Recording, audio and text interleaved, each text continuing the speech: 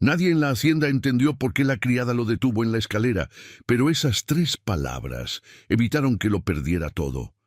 Porque lo que ese hombre estaba a punto de descubrir esa tarde no era solo una traición, era una deuda de sangre que llevaba más de 40 años esperando. Si usted cree que hay verdades que pueden cambiar una vida en segundos, déjenos su like ahora, suscríbase a Cuentos del Viejo Campo y active la campanita para no perderse ningún relato. Y antes de comenzar, cuéntenos, ¿desde qué rincón del mundo nos acompaña hoy?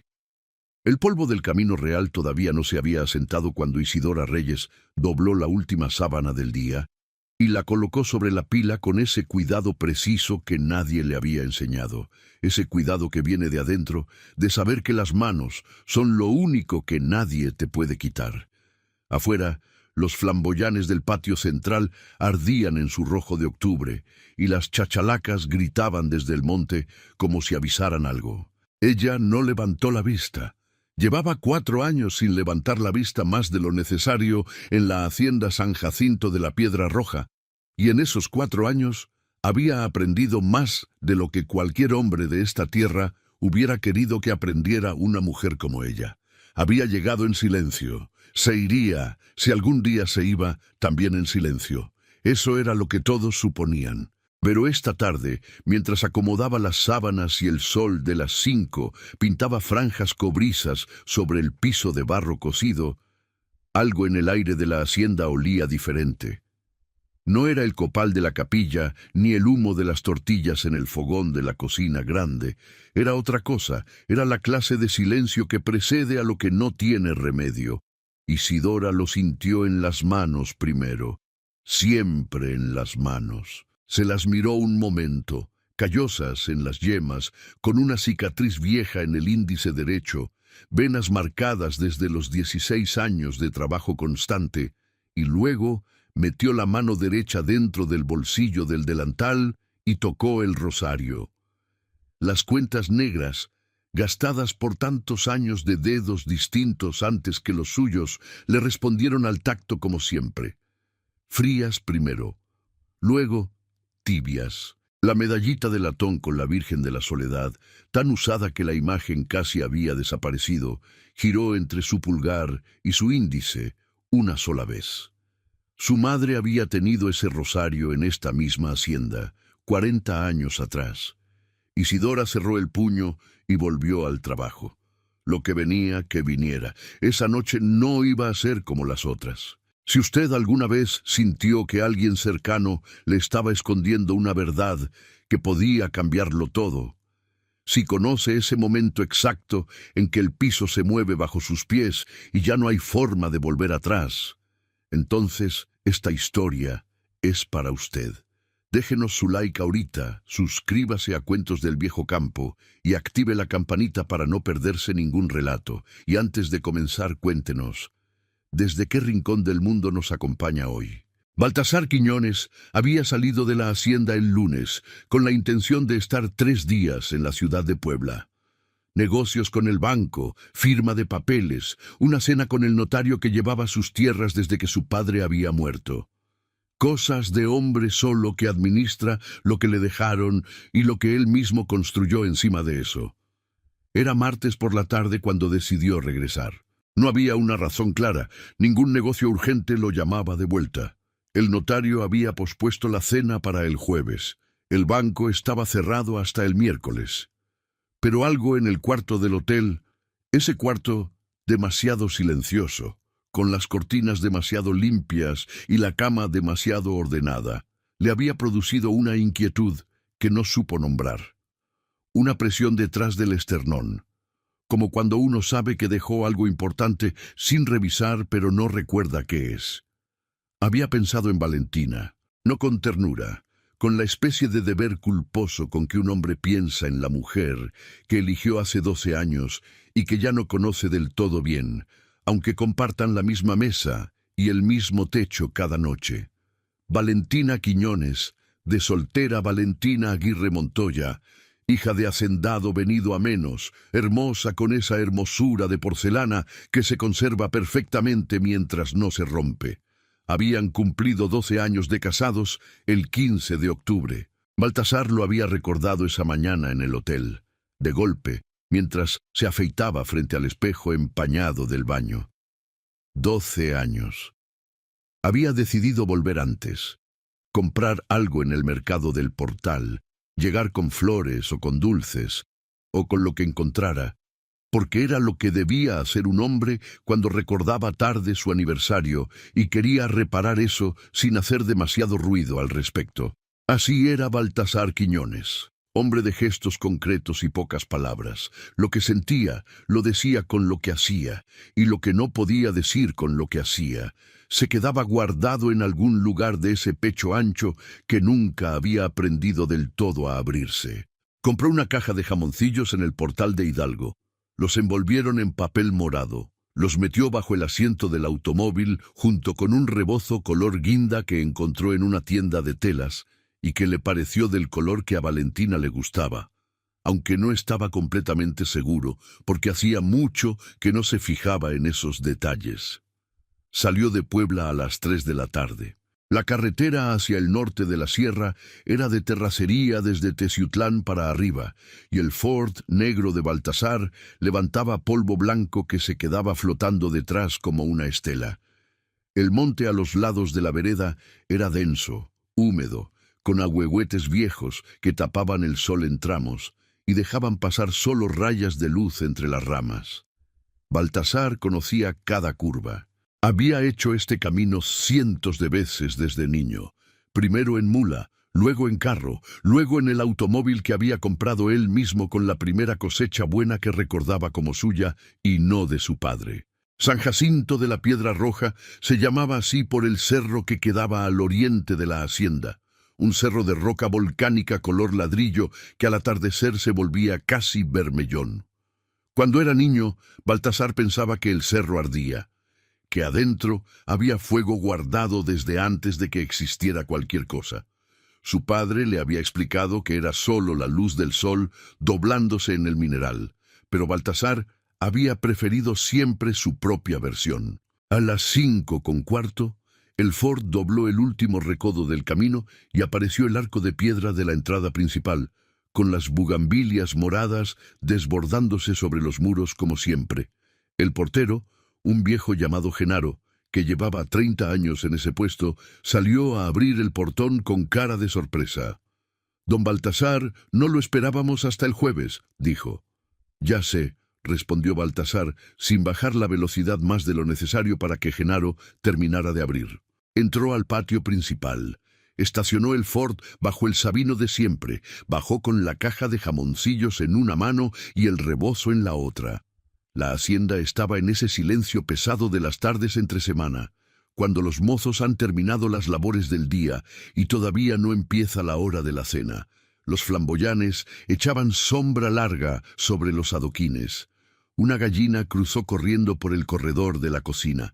Del fondo venía el olor a leña y a chile guajillo de la cena que ya se preparaba.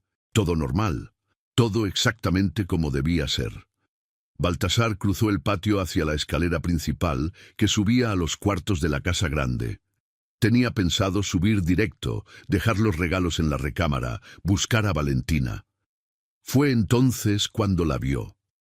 Isidora Reyes estaba al pie de la escalera, no barriendo, no cargando nada, parada, con las manos cruzadas delante del delantal, la espalda completamente recta y los ojos fijos en él con una expresión que Baltasar Quiñones no le había visto nunca en 4 años.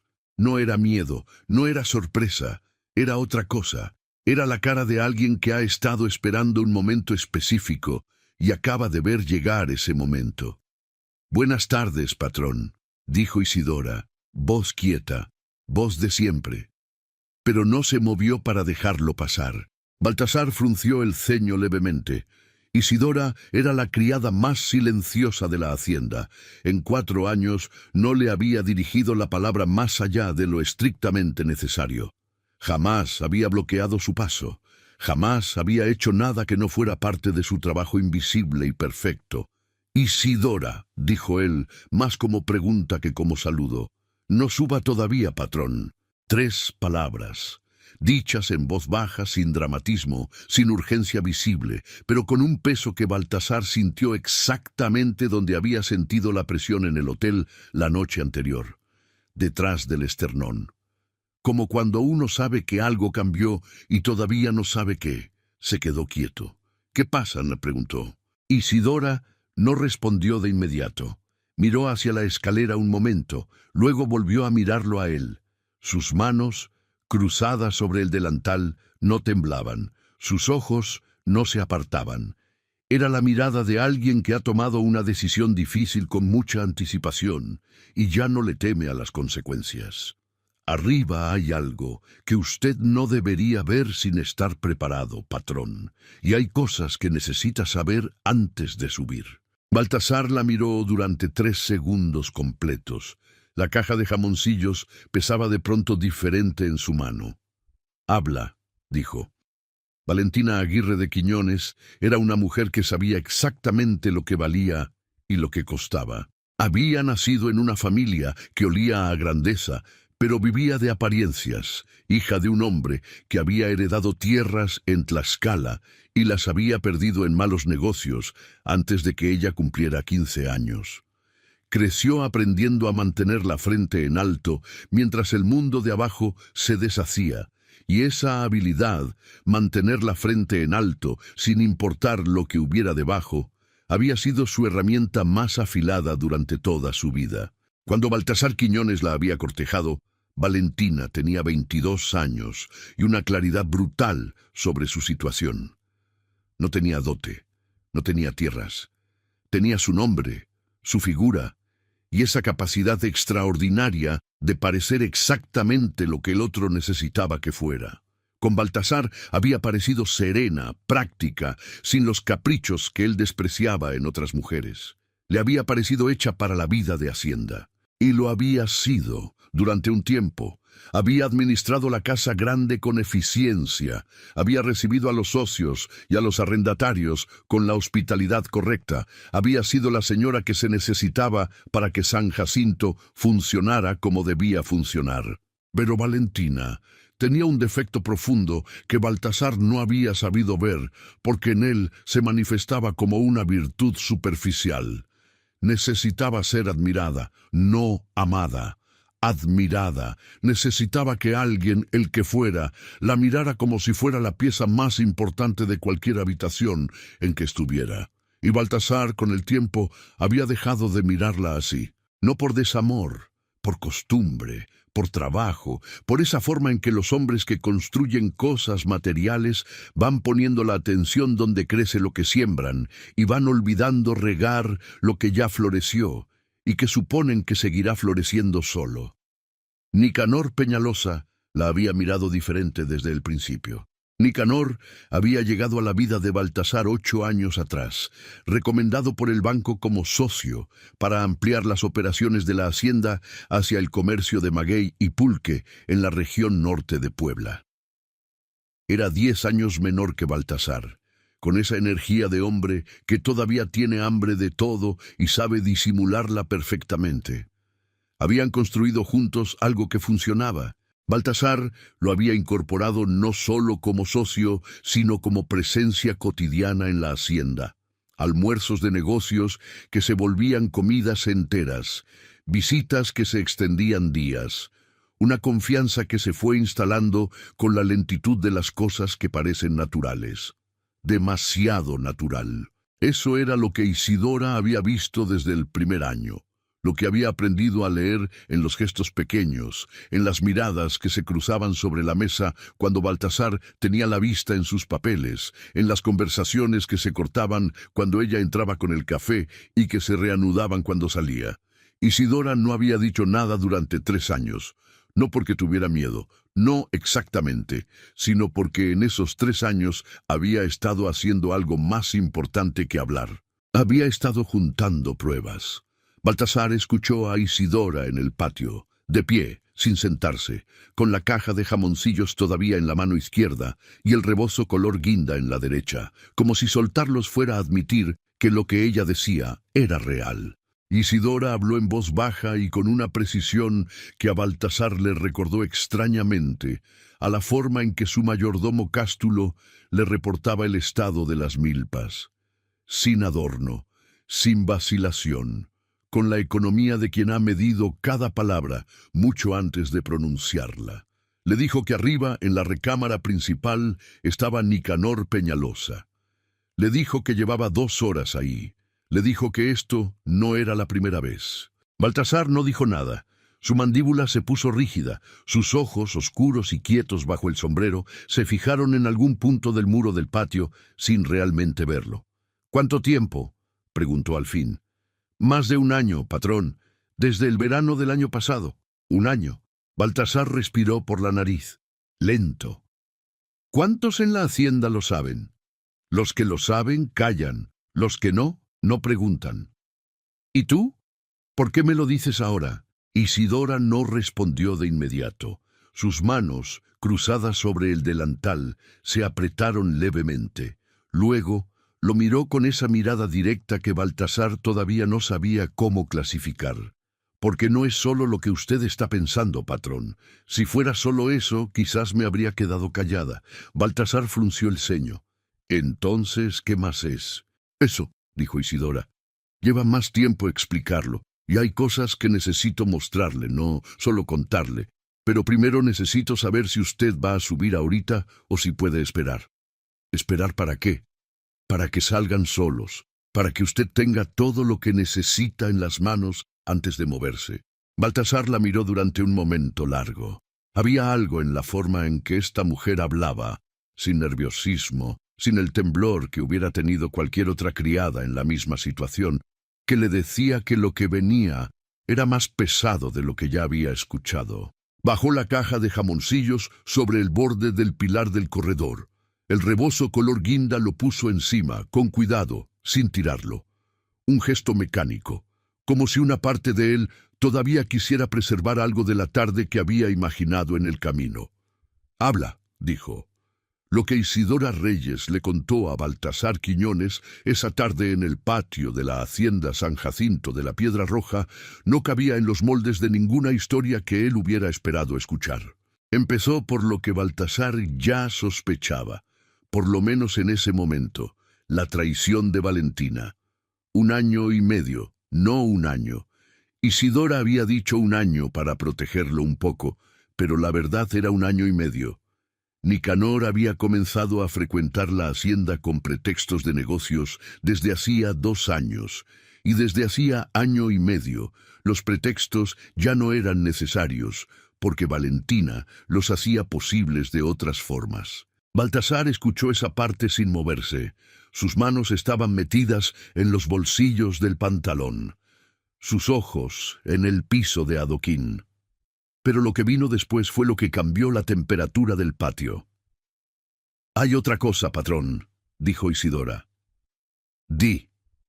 Don Nicanor no llegó a su vida por casualidad. Baltasar levantó los ojos. —Fue recomendado por el Banco de Puebla —dijo, como si recitara algo que sabía de memoria. —Sí, pero quien movió esa recomendación no fue el banco. Silencio. —¿Quién fue? Isidora metió la mano en el bolsillo del delantal. Sacó un sobre de papel manila doblado en 4, con los bordes gastados de tanto ser doblado y desdoblado. Lo sostuvo en la mano sin entregarlo todavía. —Para entender eso, patrón, tengo que contarle algo sobre mi madre. Baltasar la miró. —¿Tu madre? Mi madre se llamaba Cruzita Reyes. Trabajó en esta hacienda hace 40 años, en tiempos de su padre de usted, don Absalón Quiñones. El nombre de su padre en boca de esta mujer sonó extraño. Baltasar sintió algo moverse en el fondo de ese pecho que no sabía abrirse. —¿Qué tiene que ver tu madre con Nicanor Peñalosa? Isidora extendió el sobre hacia él. —Todo, patrón. Pero es mejor que primero lea esto. El sobre pesaba poco, menos de lo que debería pesar algo capaz de deshacer 40 años de historia. Baltasar lo tomó con la mano derecha. Lo sostuvo un momento sin abrirlo, mirando el papel manila gastado, las esquinas dobladas de tanto uso, una mancha oscura en la esquina inferior derecha que podía ser agua o podía ser aceite o podía ser cualquier cosa que le hubiera pasado en los años que llevaba guardado. Luego lo abrió. Adentro había 3 documentos doblados juntos y una fotografía. La fotografía primero. Era de estudio, en blanco y negro, con ese fondo neutro de fotógrafo de pueblo que Baltasar reconoció como el estilo de Teciutlán de los años 20. 2 hombres. Uno era su padre, don Absalón Quiñones, reconocible por la misma mandíbula cuadrada que Baltasar veía en el espejo cada mañana, la misma forma de pararse con el peso en el pie derecho, el mismo sombrero de palma inclinado hacia la izquierda. El otro era un hombre más joven, delgado, con bigote fino y ojos claros, vestido con ropa de buena tela, pero no de hacendado. Abajo, en tinta desvaída, alguien había escrito a mano: Absalón y Porfirio, San Jacinto, 1924. Baltasar no conocía ningún Porfirio. Dobló los 3 documentos sobre su rodilla y los leyó uno por uno, de pie en el patio, con la luz del atardecer empezando a escasear y los flamboyanes dejando caer flores sobre el adoquín sin hacer ruido. El primero era una carta, escrita en papel de carta con membrete del Banco de Crédito Rural de Puebla, fechada en 1926. El remitente era un tal Porfirio Peñalosa.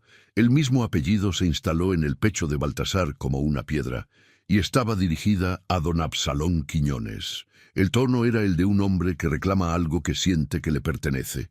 Hablaba de una deuda, de un trato que había quedado a medias, de tierras en el norte de la sierra que habían sido acordadas como compensación por algo que la carta no nombraba directamente, pero que rodeaba con palabras como lo que usted sabe, lo convenido entre nosotros, la obligación que usted reconoció en su momento. El segundo documento era una copia de un registro notarial de 1928, una transferencia de tierras, 32 hectáreas en la loma norte de lo que ahora era San Jacinto de la Piedra Roja, transferidas de Porfirio Peñalosa a Absalón Quiñones por un valor declarado de 1,50 pesos, el precio simbólico de algo que no fue una compra, fue una confiscación. El tercero era otro registro, este de 1931, la muerte de Porfirio Peñalosa, certificado expedido en Teciutlán, causa pulmonía, sobrevivientes, una esposa, Crescencia Hueda, de Peñalosa y un hijo menor de edad, Nicanor Peñalosa, de 4 años.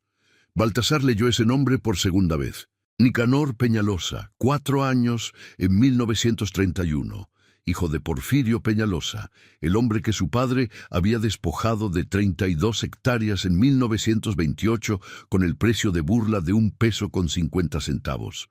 Nicanor Peñalosa, que ahora tenía 40 y tantos años y que llevaba 8 formando parte de la vida de Baltasar como socio, como confidente, como el hombre en quien más confiaba en el mundo después de su mayordomo Cástulo. El patio de la hacienda estaba exactamente igual que siempre. Los flamboyanes, las bugambilias, el sabino, el Ford negro, la caja de jamoncillos sobre el pilar del corredor con el rebozo color guinda encima. Baltasar dobló los documentos con cuidado, los volvió a meter en el sobre, se los entregó a Isidora. ¿Dónde conseguiste esto?, preguntó. La voz le salió plana, controlada. No era la voz de un hombre que acaba de derrumbarse. Era la voz de un hombre que acaba de entender que debajo del piso donde siempre caminó hay un vacío y que está eligiendo en este momento exacto no caer. «Mi madre los guardó», dijo Isidora.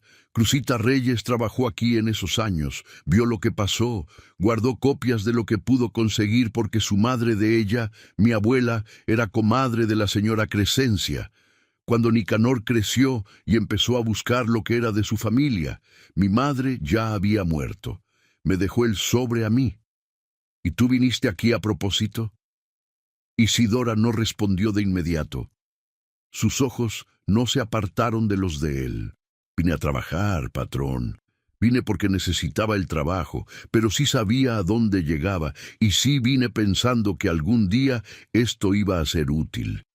«¿Útil para quién?». «Para que se hiciera lo que es justo, sea lo que sea que usted considere justo cuando sepa todo». Baltasar la miró durante un momento largo. Buscó en esa cara algo que no encontró. Ninguna señal de falsedad, ningún cálculo visible, ninguna de las marcas que los mentirosos dejan sin saber que las dejan. «Todavía no me dijiste todo», dijo. «No», reconoció Isidora, «todavía no». Doña Salomé Carrillo apareció en el patio como aparecía siempre, sin hacer ruido, con esa capacidad de las mujeres que han trabajado mucho tiempo en casas ajenas, de volverse parte del ambiente hasta que deciden dejar de serlo. Era una mujer de 60 y pocos años, con el pelo blanco recogido en un chongo bajo, y manos que contaban la misma historia que las de Isidora, pero con 4 décadas más de trabajo encima. Había llegado a San Jacinto mucho antes que cualquiera de los que ahora vivían ahí. Había conocido al padre de Baltasar, había cargado a Baltasar de niño. Era de las personas de quienes nadie habla, porque siempre han estado ahí, y presencia constante se confunde con paisaje. Venía de la cocina. Traía un jarro de café y 2 tazas en una charola de barro que colocó sobre la banca de piedra del corredor sin preguntar si alguien quería café, porque doña Salomé nunca preguntaba esas cosas. Simplemente sabía cuándo era el momento del café y cuándo no lo era. Y esta tarde era claramente el momento. Baltasar la miró. Algo en su cara debió decirle lo que pasaba porque doña Salomé no preguntó nada. Se limitó a poner la charola, a servir las 2 tazas y a quedarse parada un momento con las manos cruzadas como si esperara ser despedida o no. «¿Usted sabía?», le preguntó Baltasar directamente. Doña Salomé lo miró con esa calma de los viejos árboles que han aguantado mucho viento. «¿Qué parte, patrón?» «Cualquier parte». «Partes», dijo ella simplemente. Luego tomó su charola vacía y se fue hacia la cocina sin añadir nada más. Sus pasos sobre el adoquín sonaron exactamente igual que siempre. Isidora tomó una de las tazas de café y se la ofreció a Baltasar. Él la tomó mecánicamente. La sostuvo con las 2 manos. El vapor le subió a la cara y él lo dejó. «Hay más», dijo Isidora. «Dímelo». «Los documentos, los de la hacienda, los contratos de sociedad». Baltasar levantó los ojos del café. «¿Qué les pasa?» «Hay versiones falsas, patrón. Llevan 3 años cambiando números. Pequeño al principio, luego más. Don Nicanor tiene acceso a los libros porque usted se los dio. Y ha estado usando ese acceso para mover dinero hacia cuentas que no son de la hacienda». El café seguía caliente en las manos de Baltasar. Él no lo tomaba. «¿Cuánto?» «No sé la cantidad exacta. Pero hay un hombre en Teciutlán, un contador que antes trabajó para don Nicanor y que ahora no trabaja para nadie, porque don Nicanor lo corrió cuando empezó a hacer preguntas. Ese hombre tiene números. Si usted quiere hablar con él, yo sé dónde encontrarlo». Baltasar la miró. «¿Y cómo sabes tú dónde está ese hombre?» Por primera vez desde que había empezado a hablar, algo en la cara de Isidora cambió. No mucho, solo un poco. Una tensión alrededor de los ojos que podía ser cansancio o podía ser algo más viejo. «Porque llevo 2 años juntando esto, patrón. No llegué con nada. Fui encontrando, fui guardando, fui conectando». «¿Por qué?» La pregunta era directa y Baltasar no la adornó. Isidora tampoco adornó la respuesta. «Porque lo que le hicieron a la familia de Nicanor Peñalosa fue una injusticia. Pero lo que él vino a hacerle a usted tampoco es justo.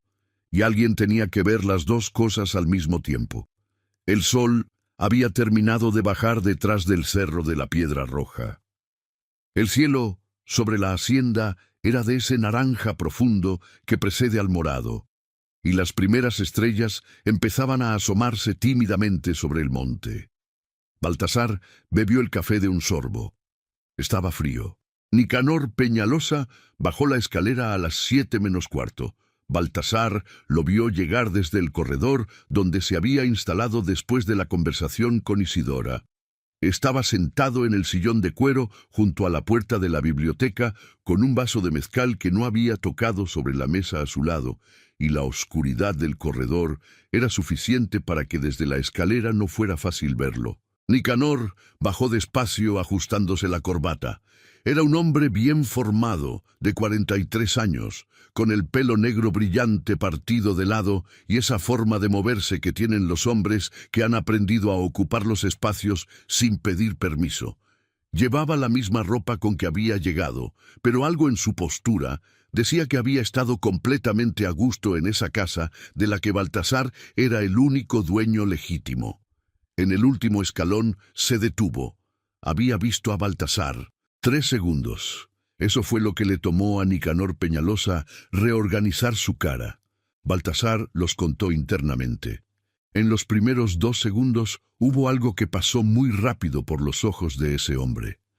No exactamente miedo, sino la evaluación rápida de alguien que calcula daños y opciones simultáneamente. En el 3er segundo ya había una sonrisa. «Baltasar», dijo, con la calidez de siempre. «No sabía que ibas a volver hoy. ¿Cómo estuvo Puebla?» Baltasar no respondió de inmediato. Lo miró. Lo miró de la misma forma en que miraba las tierras cuando quería evaluar si la cosecha iba a servir o no. Con esa calma que no es indiferencia sino control. «Bien», dijo al fin.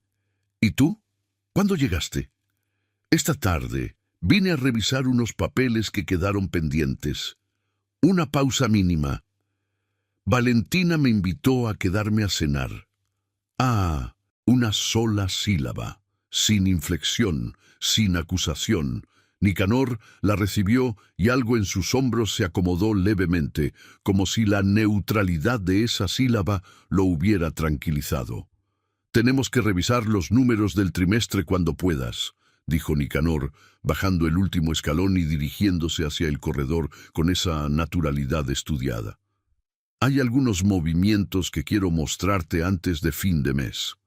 «Sí», dijo Baltasar. «Los revisamos». Nicanor asintió. Se sirvió él mismo un vaso de agua del cántaro del corredor. Lo bebió, dejó el vaso, se despidió con una palmada breve en el hombro de Baltasar. Ese gesto de falsa confianza que Baltasar ahora sentía como lo que siempre había sido. Y salió por el portón principal hacia donde tenía su caballo. Baltasar no se movió hasta que escuchó los cascos alejarse por el camino. Entonces tomó el vaso de mezcal que no había tocado y lo puso sobre la banca de piedra, junto a la caja de jamoncillos que seguía donde la había dejado horas antes. Valentina bajó 10 minutos después. Valentina Quiñones bajó la escalera con esa postura perfecta que había cultivado desde niña. Espalda recta, mentón ligeramente elevado, el paso cadencioso de una mujer que sabe que la están mirando y ha decidido que eso es lo natural. Traía un vestido azul marino y el pelo recogido y un perfume que Baltasar reconoció como el que él le había comprado en Puebla el año pasado, en un viaje de negocios que ahora adquiría dimensiones distintas en su memoria. Lo vio en el corredor y se detuvo un momento, solo un momento. Luego siguió bajando. «Llegaste antes», dijo. «Sí. ¿Cómo estuvo el viaje?» «Bien». Se acercó. Alzó la cara hacia él con esa expresión de mujer que espera un beso de saludo que es más rutina que afecto. Baltasar la miró. Miró esa cara que conocía desde 12 años atrás, que había dormido a su lado, que había presidido su mesa, que había dado órdenes en su casa. La miró buscando algo. No sé qué, quizás el rastro de algo que alguna vez había sido real, y no encontró nada que no hubiera visto antes. La besó en la frente. Breve. Mecánico. «¿Cenamos?», dijo Valentina. «Tengo trabajo», respondió Baltasar. «Come tú».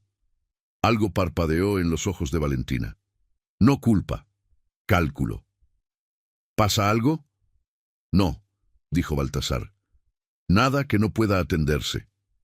Se fue hacia la biblioteca y cerró la puerta. Esa noche, Baltasar Quiñones no durmió. Se quedó en la biblioteca hasta las 2 de la mañana con los libros de cuentas de la hacienda extendidos sobre el escritorio de su padre. el mismo escritorio de madera oscura con incrustaciones de latón que Absalón Quiñones había traído desde la Ciudad de México en 1915 y que había presidido esta biblioteca desde entonces. Baltasar había aprendido a leer sentado en ese escritorio. Había firmado su primer contrato en ese escritorio. Había recibido la noticia de la muerte de su padre, sentado frente a ese escritorio. Ahora buscaba en los números la misma cosa que Isidora le había dicho que encontraría, y la encontró. No de golpe. Eso era lo que hacía tan elaborado el trabajo de Nicanor. Los movimientos eran pequeños, distribuidos, escondidos dentro de partidas legítimas, con nombres que sonaban correctos, pero que al rastrearlos conducían a cuentas que no tenían destinatarios claros. Años de práctica, años de familiarizarse con la forma en que Baltasar revisaba los libros, que era la forma de un hombre que confía en quien los lleva y por lo tanto no revisa profundo. A las 2 de la mañana, Baltasar tenía sobre el escritorio una hoja con números propios, suma parcial, porque sin el contador de Teciutlán no podía tener la cifra completa, pero suficiente para entender la escala de lo que estaba pasando. Era dinero que se había ido en 3 años, dinero de las cosechas, dinero de los contratos de pulque, dinero de arriendos que habían entrado a los libros pero que luego, por vías que él no había visto porque no había mirado, habían salido hacia algún lugar que no era San Jacinto de la Piedra Roja. Cerró los libros. Se quedó sentado en el silencio de la biblioteca con las manos sobre la madera oscura del escritorio de su padre. Pensó en ese escritorio, en su padre, en el hombre que había confiscado 32 hectáreas de un hombre más débil con el precio de burla de 1 peso con 50 centavos, y que se había muerto sin que eso le costara nada visible. En el niño de 4 años que había quedado sin padre y probablemente sin mucho más, criado por una madre viuda con una historia incompleta y un odio que alguien, Isidora lo había dicho, había alimentado durante años. Nicanor Peñalosa no había llegado a su vida por accidente, había llegado a cobrar una deuda. El problema era que la forma que había elegido para cobrarla involucraba destruir a un hombre que no era Absalón Quiñones, que era el hijo de Absalón Quiñones, que había heredado las tierras sin haber elegido cómo se consiguieron, que no sabía nada de Porfirio Peñalosa, ni de 1928, ni de 32 hectáreas que cambiaron de manos por 1 peso con 50 centavos. Eso no hacía inocente a Absalón. Tampoco hacía justo lo que Nicanor había hecho. Baltasar apagó el quinqué del escritorio. La oscuridad de la biblioteca olía a papel viejo, a cuero, a la cera de los cirios que Valentina mandaba poner en el nicho de la Virgen del Rincón, aunque ninguno de los dos era especialmente devoto. En la oscuridad, Baltasar Quiñones tomó una decisión. No iba a reaccionar, iba a prepararse. A la mañana siguiente, Baltasar salió de la hacienda antes del amanecer con el pretexto de revisar el potrero del norte. Solo, sin mozo. Dejó instrucciones con Cástulo para el día y no dijo nada a nadie sobre a dónde iba realmente. Isidora lo esperaba en el camino del arroyo, a 200 metros del portón principal, donde los sabinos formaban un túnel de ramas bajas que hacía ese tramo invisible desde la hacienda. Estaba de pie, con la espalda recta como siempre, con un rebozo café sobre los hombros contra el frío de la sierra a las 5 de la mañana, y en la mano llevaba un morral de ixtle cerrado con un nudo. Baltasar detuvo el caballo. Bajó. «El contador», dijo. «¿Podemos llegar hoy? Si salimos ahorita, sí». Caminaron juntos hacia Teciutlán por el camino de arrieros que baja por la ladera del cerro de la Piedra Roja. Era un camino que Baltasar conocía de niño, pero que no había usado en 20 años. Isidora lo conocía mejor que él. Caminaron en silencio durante el primer tramo. El amanecer iba encendiendo el monte desde el oriente y las chachalacas empezaban su escándalo en las copas de los árboles. El camino olía a tierra húmeda y a ocote y a esas flores amarillas del monte que Baltasar nunca había aprendido cómo se llamaban. ¿Por qué me ayudas?, preguntó Baltasar al fin. No era la misma pregunta de la tarde anterior, era más directa, más personal. Isidora caminó unos pasos antes de responder, porque lo que mi madre guardó lo guardó para que se usara bien, no para que siguiera pudriéndose en un sobre. Eso no responde la pregunta. Isidora lo miró de reojo, sin dejar de caminar.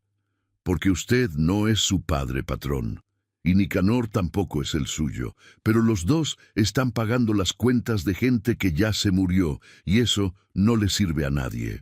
Baltasar caminó en silencio.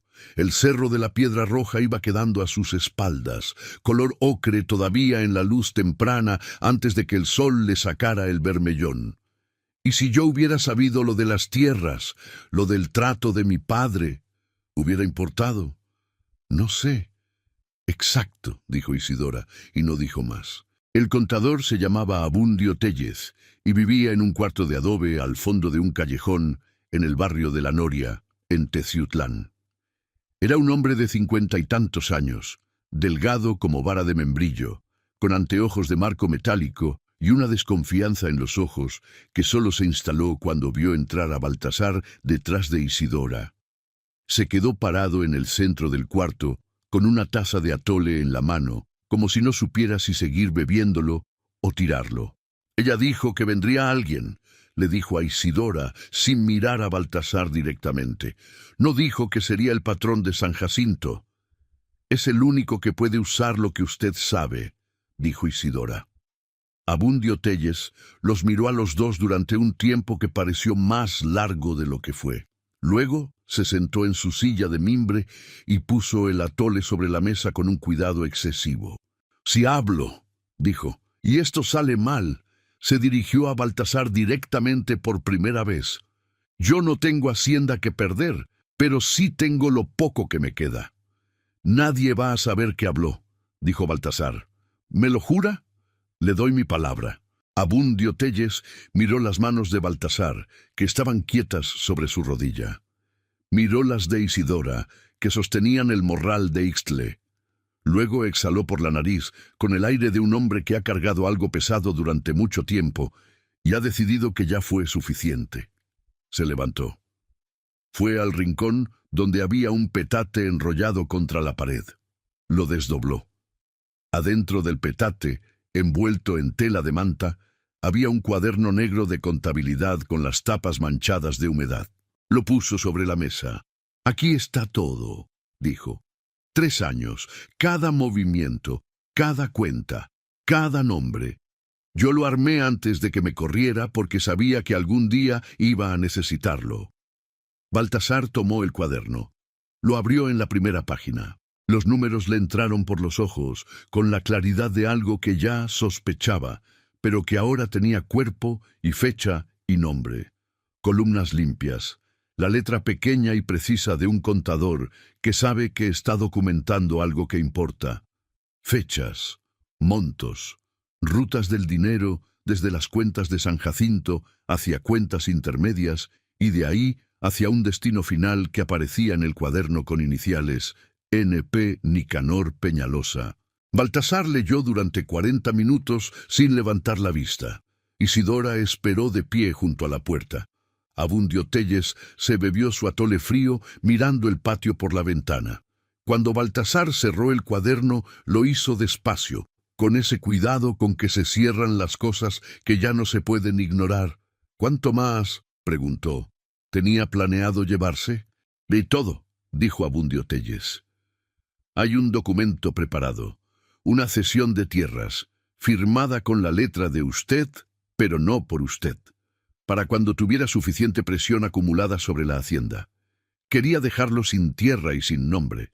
Igual que a su padre le quedó el padre de Nicanor.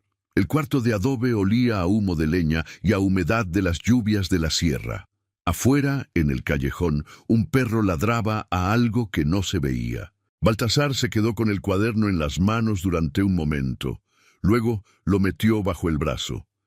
«Me lo llevo», le dijo a Abundio Téllez. «Sí», dijo el contador. Para eso lo guardé. El regreso a San Jacinto fue más lento que la ida. El sol ya estaba alto cuando subieron por el camino de arrieros y el cerro de la Piedra Roja brillaba con ese color vermellón que Baltasar de niño había creído que era fuego guardado.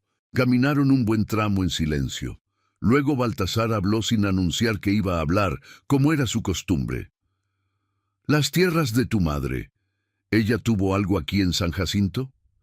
Isidora respondió sin pausar el paso. «No, patrón. Mi madre solo fue trabajadora, no tenía tierras. ¿Y qué quieres tú?»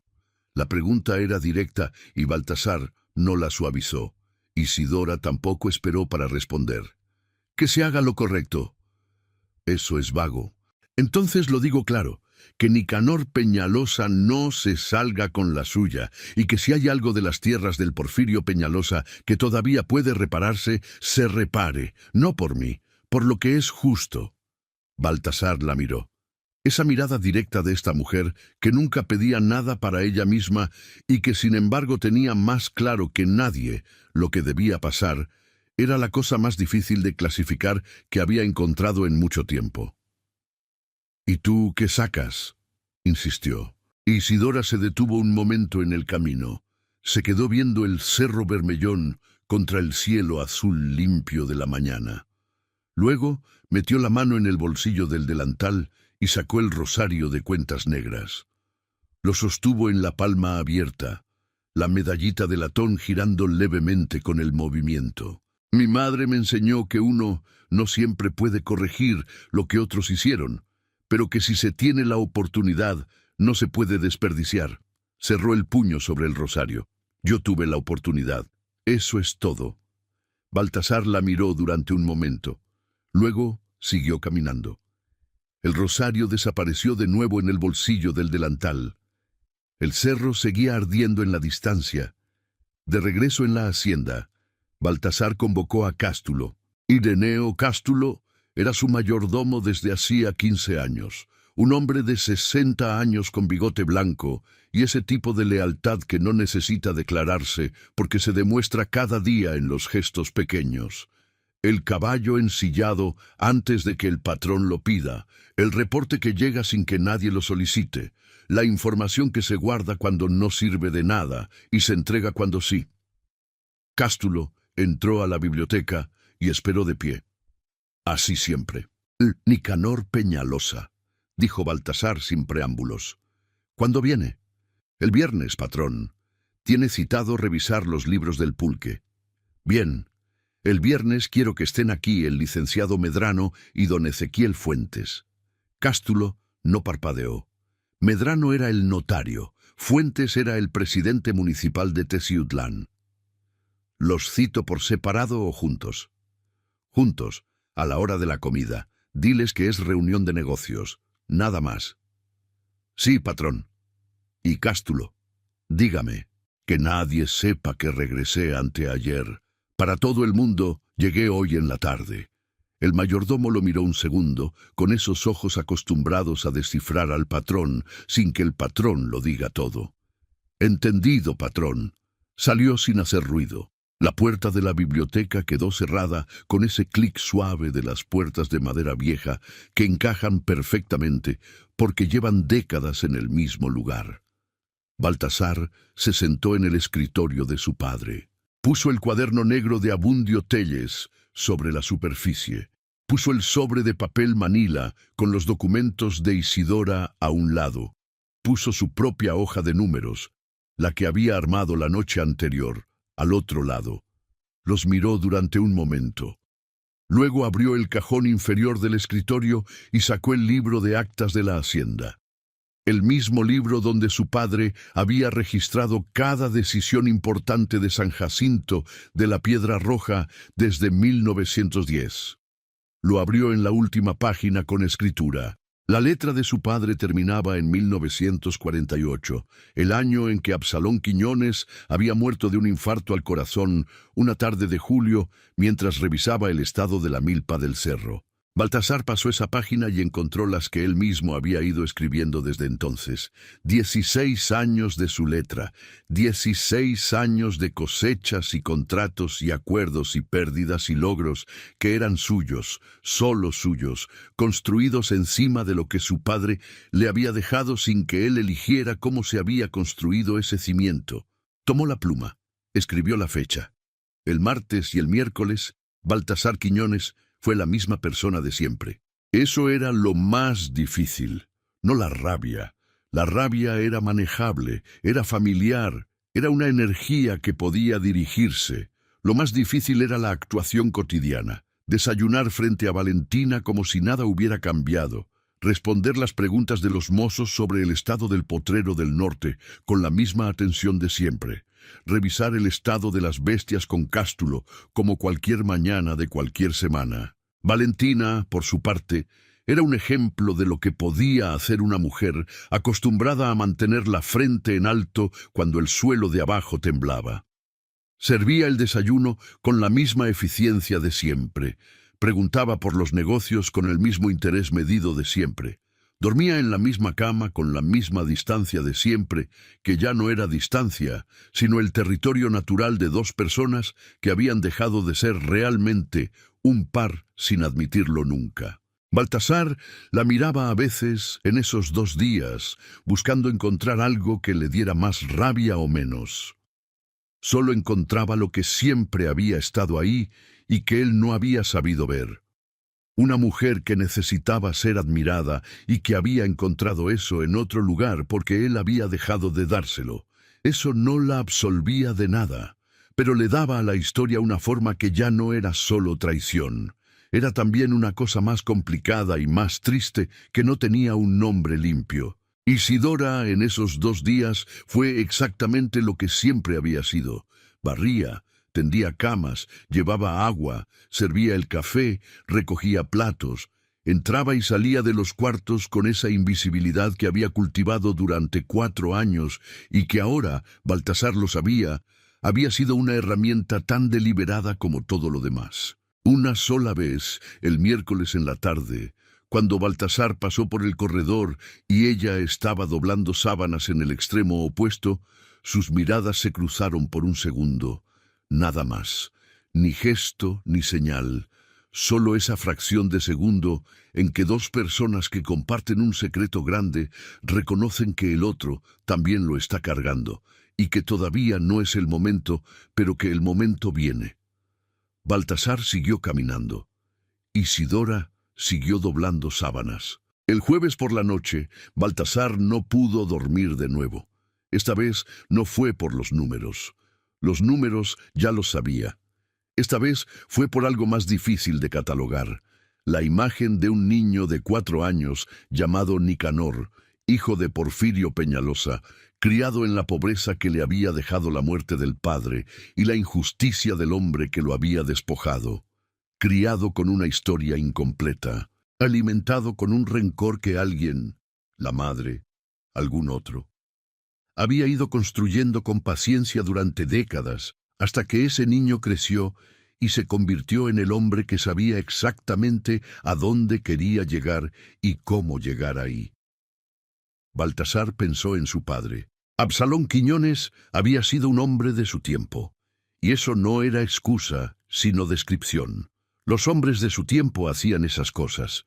Tomaban tierras de los débiles con el precio de burla porque podían. Porque el poder en esa época en esa región del norte de Puebla era exactamente así. Quien podía, tomaba, y quien no podía, aguantaba o se iba. Eso no lo hacía justo. Hacía que la injusticia tuviera el peso específico de algo que había pasado de verdad y que había dejado consecuencias de verdad. Nicanor Peñalosa tenía razones para su rencor. El problema era que las razones no convertían en justo lo que había hecho con ellas. Baltasar se levantó a las 3 de la mañana y fue a la capilla chica que quedaba al fondo del patio trasero, la que tenía el nicho de la Virgen de la Soledad, que su madre había mandado tallar en cantera antes de morirse. Se sentó en el banco de madera frente a la imagen y se quedó ahí sin rezar. porque nunca había sabido rezar bien, solo mirando la figura pequeña de la Virgen con su manto negro y su cara de dolor sereno. Pensó en lo que iba a hacer el día siguiente. Pensó en las tierras de Porfirio Peñalosa, en las 32 hectáreas de la Loma Norte que en 1928 habían pasado a ser de su padre con el precio de burla de 1 peso con 50 centavos, que ahora eran de él, que en ningún momento habían sido otra cosa que el producto de una confiscación disfrazada de compraventa. En la capilla fría de madrugada, con el olor a copal viejo y a cera de cirio, Baltasar Quiñones tomó la segunda decisión de esa semana. La primera había sido no reaccionar impulsivamente. La segunda era más difícil. La segunda era sobre lo que quedaba después de que todo esto terminara. El viernes amaneció con neblina. La Sierra del Norte de Puebla a veces amanecía así en octubre, con esa neblina blanca que sube del barranco y envuelve la hacienda entera hasta que el sol de las 9 la va comiendo desde arriba. Los flamboyanes del patio principal desaparecían en la neblina hasta la altura de las ramas medias.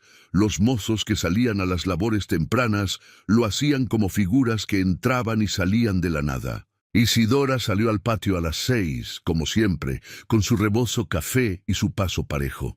Fue al pozo. Sacó el agua para los cántaros de la cocina. Cuando pasó por el corredor cargando el primer cántaro, doña Salomé estaba parada junto a la puerta de la cocina, mirando la neblina con ese aire de quien ha visto muchos amaneceres, y este no le sorprende especialmente. «Hoy es el día», dijo doña Salomé, sin voltear. No era pregunta. «Sí», dijo Isidora. Doña Salomé asintió levemente. Luego entró a la cocina y empezó con las tortillas del desayuno como si nada extraordinario fuera a pasar en esa hacienda antes de que terminara el día. El licenciado Medrano llegó a las 11 de la mañana en su carro negro con el maletín de cuero que nunca lo abandonaba. Era un hombre de 60 años, calvo, con bigote entrecano y esa forma de caminar de los notarios viejos que han visto demasiadas cosas como para sorprenderse fácilmente. Baltasar lo recibió en el corredor y lo hizo pasar a la biblioteca sin ceremonias. Don Ezequiel Fuentes llegó 20 minutos después a caballo, con su sombrero de charro y esa corpulencia de hombre que ha comido bien toda la vida. Era el presidente municipal de Teciutlán desde hacía 8 años, conocido de Baltasar desde la infancia, de esos conocidos que no son exactamente amigos, pero que comparten suficiente historia como para que la confianza tenga una base real. Baltasar los sentó frente al escritorio de su padre. Puso sobre la mesa el cuaderno negro de Abundio Téllez y el sobre de papel manila. Les explicó en 25 minutos, sin adorno y sin pausa, lo que había descubierto. Los números, los documentos, la historia de Porfirio Peñalosa, la cesión de tierras falsificada que esperaba su momento. El licenciado Medrano fue pasando las páginas del cuaderno con la concentración de alguien que lee una autopsia. Don Ezequiel Fuentes escuchó sin moverse, con los brazos cruzados y la cara que ponía cuando algo le molestaba profundamente, pero todavía no había decidido qué hacer con esa molestia. Cuando Baltasar terminó, el silencio de la biblioteca duró un momento. «¿Cuándo llega Peñalosa?», preguntó Medrano, a la hora de la comida. «¿Sabe que estamos aquí?». «No». Medrano cerró el cuaderno con cuidado. «Necesito 2 horas con estos documentos antes de que llegue». «Las tiene», dijo Baltasar. Don Ezequiel Fuentes descruzó los brazos, miró a Baltasar con esa mirada directa de hombre que lleva años en la política de pueblo y sabe exactamente cuándo alguien tiene todo bajo control y cuándo está improvisando. «¿Qué quieres que pase hoy, Baltasar?». «Que quede asentado, ante testigos con nombre y cargo, lo que Nicanor Peñalosa ha hecho y lo que no va a poder negar. ¿Y las tierras del padre?». Baltasar lo miró. «Eso también.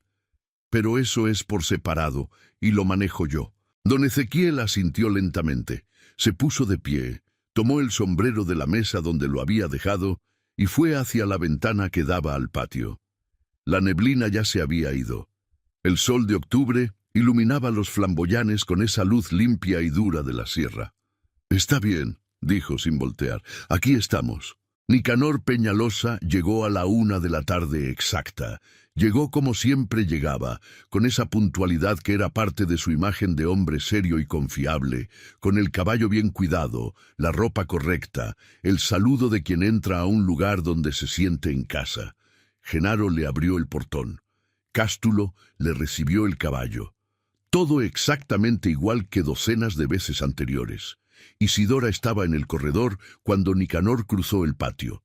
Lo vio venir con esa mirada suya, que no era mirada de criada, sino mirada de alguien que ha estudiado a un hombre durante mucho tiempo y conoce cada variación en su forma de moverse.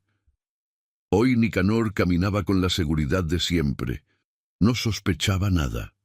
Sus ojos pasaron sobre Isidora como siempre habían pasado, sin detenerse, sin reconocer, con esa indiferencia de quien acostumbra no ver a la gente que sirve. Ella tampoco lo miró directamente.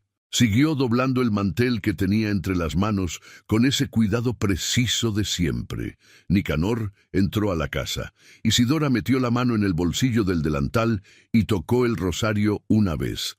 Las cuentas negras, frías primero y luego tibias. La medallita de latón girando entre el pulgar y el índice. Lo soltó. Siguió doblando el mantel. Cástulo condujo a Nicanor Peñalosa a la sala de la hacienda con la misma naturalidad de cualquier visita anterior. Nicanor entró sin apuro.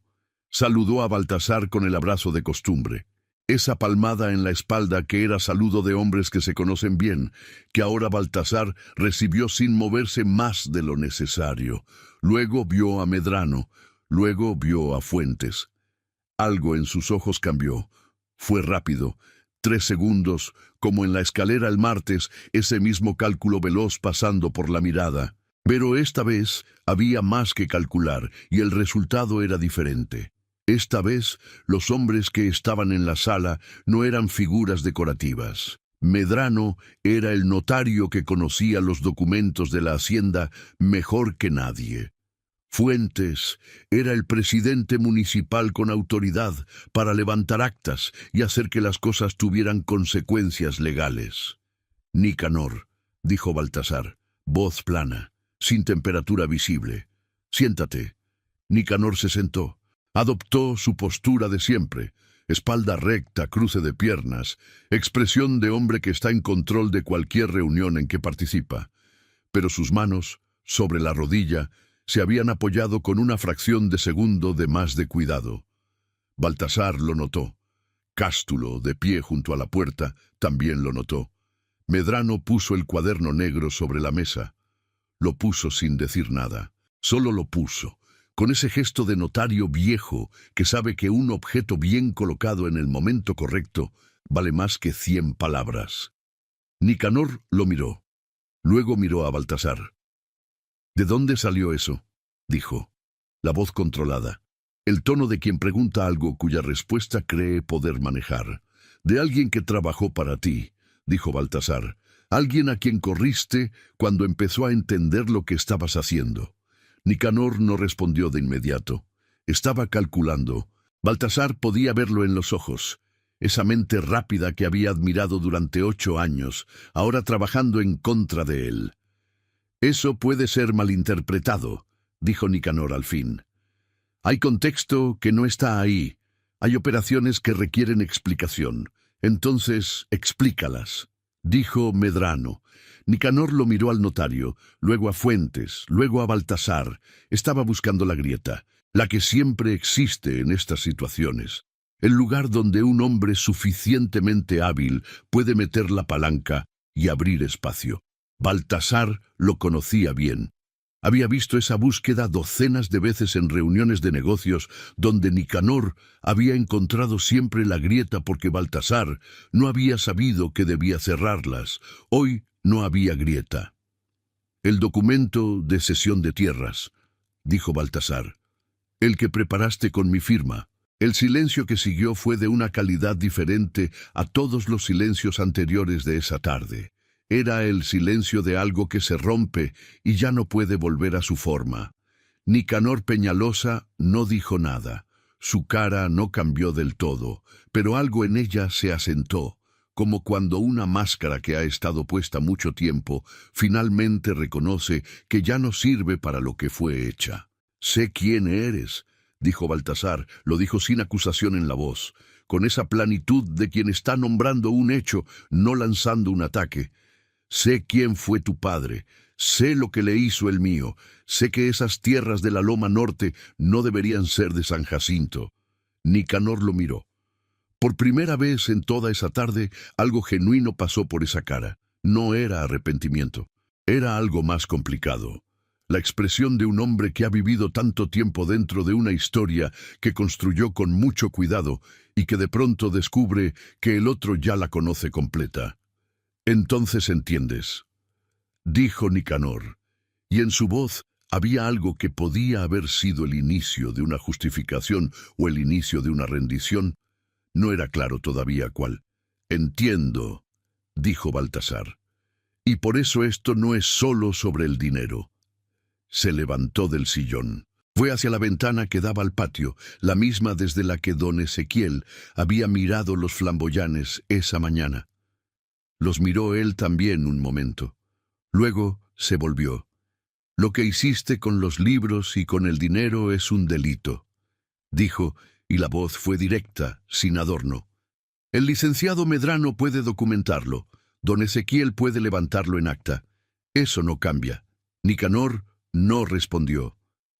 «Pero lo que le hizo mi padre al tuyo también fue una injusticia». Una pausa. «Y eso tampoco cambia».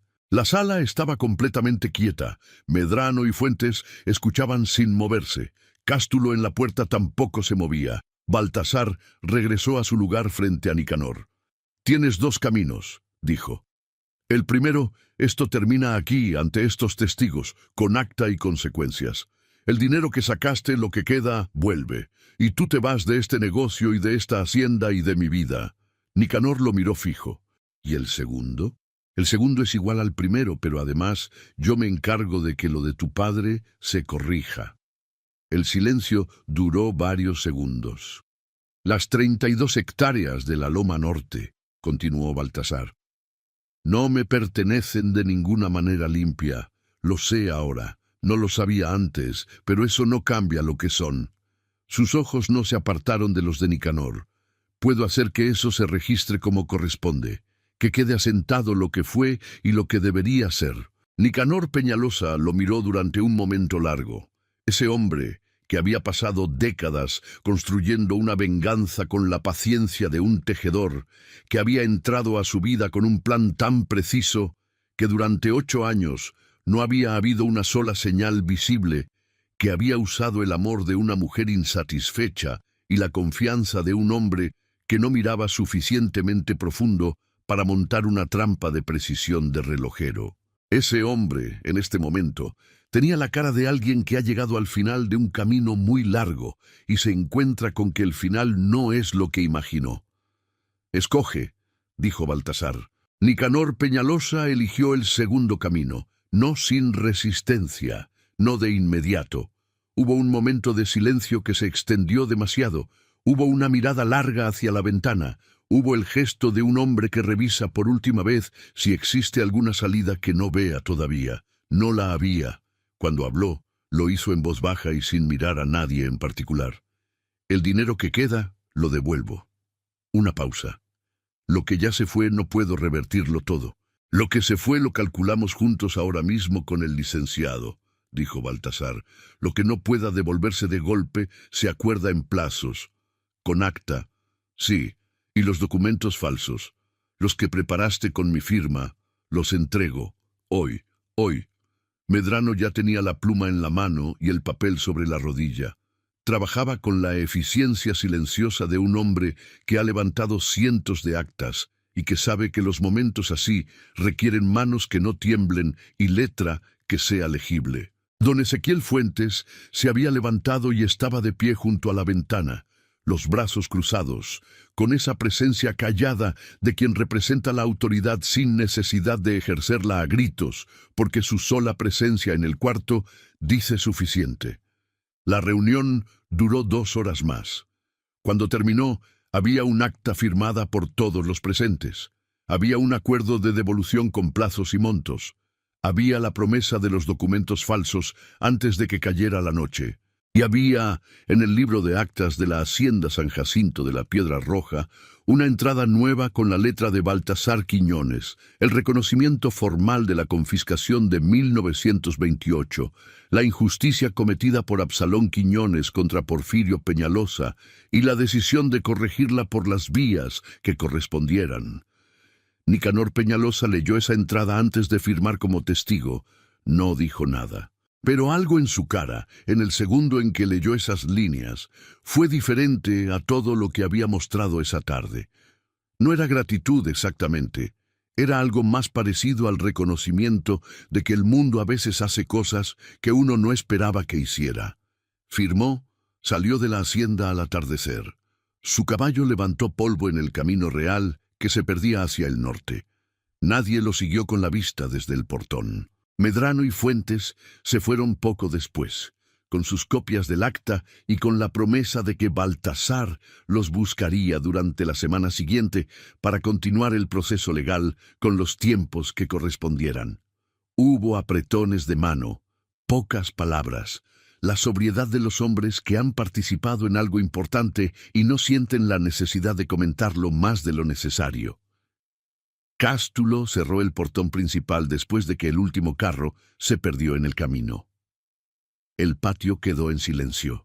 La luz del atardecer sobre los flamboyanes era esa luz de las 5 de la tarde en octubre que Baltasar había visto miles de veces y que esta vez le llegó de otra forma, con ese peso específico de las cosas que terminan y que al terminar dejan un espacio que todavía no sabe qué forma va a tomar.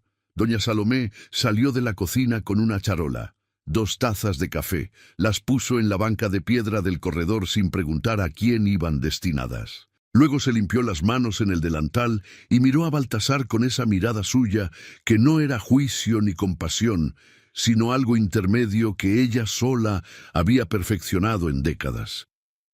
«Un hombre que no sabe lo que tiene», dijo, con esa voz quieta que tenía para las cosas que importaban, «merece perderlo. Usted ya sabe, patrón, nada más». Se fue hacia la cocina. Sus pasos sobre el adoquín sonaron exactamente igual que siempre. Baltasar se quedó quieto un momento.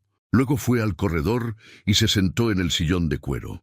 Tomó una de las tazas, la sostuvo con las 2 manos como la primera tarde, cuando el café se había enfriado antes de que pudiera tomarlo. Esta vez lo tomó caliente. Isidora apareció en el corredor cuando el sol ya casi había terminado de bajar detrás del cerro de la Piedra Roja. Venía de la parte de atrás de la casa, con ese paso parejo de siempre, las manos cruzadas delante del delantal. Se detuvo a 3 pasos de donde estaba Baltasar sentado. No esperó a que él hablara. Metió la mano en el bolsillo del delantal y sacó el rosario. No se lo dio a él. Lo puso sobre la banca de piedra, junto a la taza de café que nadie había tomado. Lo puso con cuidado, con esa misma precisión con que había puesto cada sábana sobre cada pila durante 4 años, como si fuera un gesto que había practicado sin saber que lo practicaba.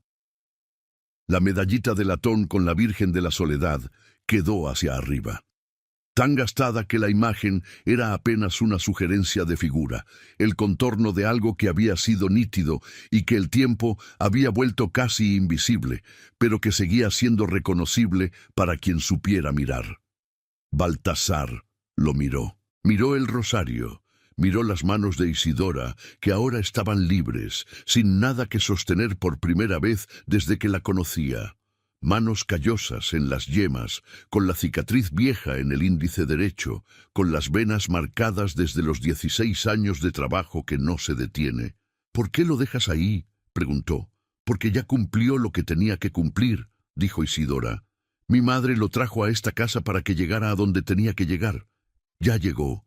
Baltasar la miró durante un momento. Esa mujer que había llegado 4 años atrás a barrer y doblar sábanas y servir café, y que en ese tiempo había estado haciendo algo completamente diferente sin que nadie en la hacienda lo supiera, que había cargado el peso de dos historias que no eran completamente suyas, la de su madre y la de Nicanor, con la paciencia y la precisión de alguien que sabe que las cosas importantes no se resuelven de golpe, sino con tiempo y con cuidado, y con la disposición de esperar el momento exacto. «Ah, quédate», dijo Baltasar. No era una orden, no era exactamente una petición, era la clase de cosa que se dice cuando se ha llegado al final de un día muy largo y lo que queda después de todo lo que se cayó es algo que todavía no tiene nombre, pero que está ahí, quieto y real como el Cerro Bermellón, y como el patio de adoquines, y como las flores de los flamboyanes cayendo sin ruido en la tarde. Isidora no respondió de inmediato. Se sentó en la banca de piedra, a un lado de la taza de café que nadie había tomado y del rosario que ya había terminado su recorrido. Cruzó las manos sobre el regazo.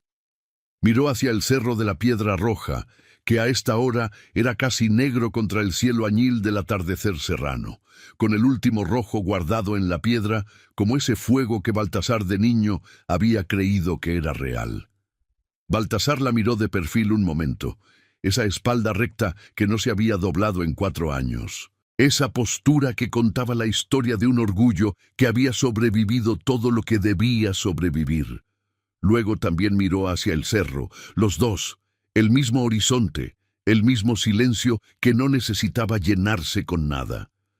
Las chachalacas del monte habían callado ya.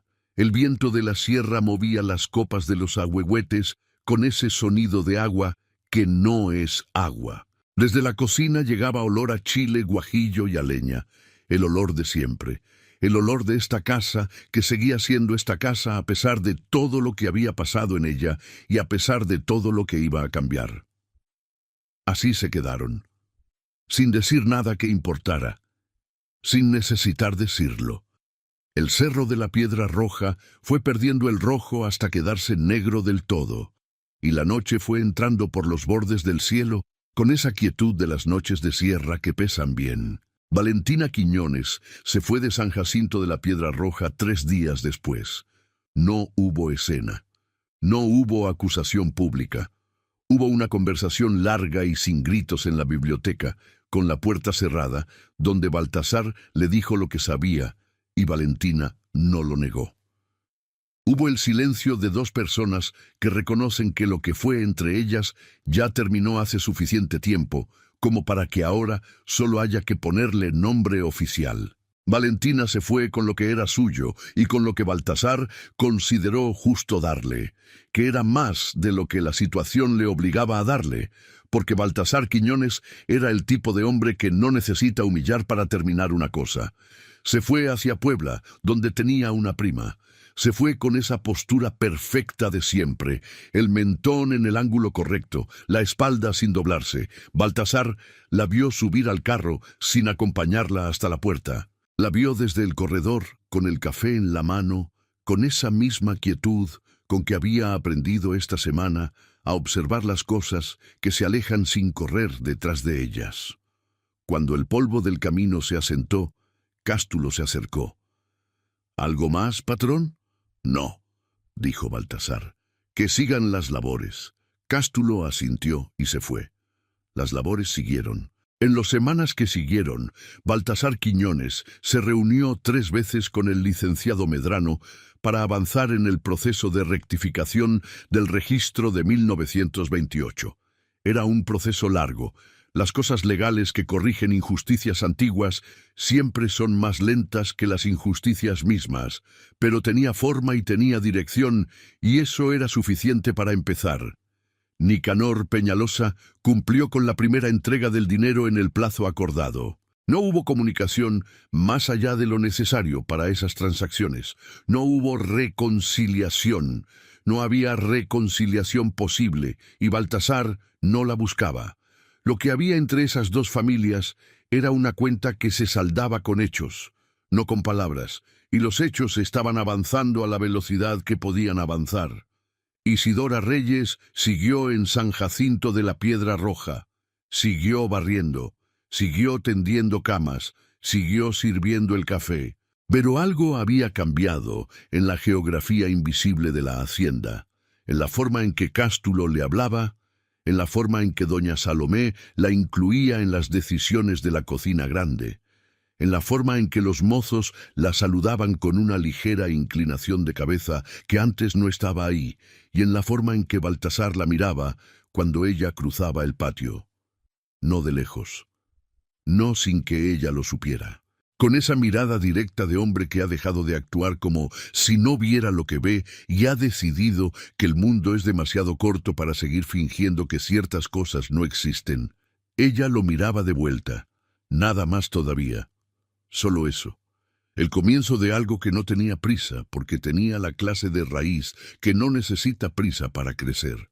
Una mañana de noviembre, cuando la neblina de la sierra cubría el patio principal y los flamboyanes eran apenas siluetas en el blanco, Baltasar cruzó el corredor donde Isidora estaba doblando sábanas.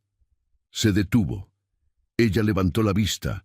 Él puso sobre la pila de sábanas el rebozo color guinda, el que había comprado en Puebla el martes de la traición, el que había puesto sobre la caja de jamoncillos en el pilar del corredor y que había permanecido ahí sin que nadie lo recogiera durante días, como una cosa que espera saber a quién pertenece. No dijo nada. Isidora miró el rebozo. Lo tomó con las dos manos, esas manos callosas, con la cicatriz en el índice derecho, con las venas marcadas de trabajo, y lo sostuvo un momento sin ponérselo. Luego lo dobló con ese cuidado preciso con que doblaba todo, y lo colocó sobre el último estante del armario del corredor, no descartado, no ignorado, sino guardado en el lugar de las cosas que tienen su momento y que ese momento todavía está por venir.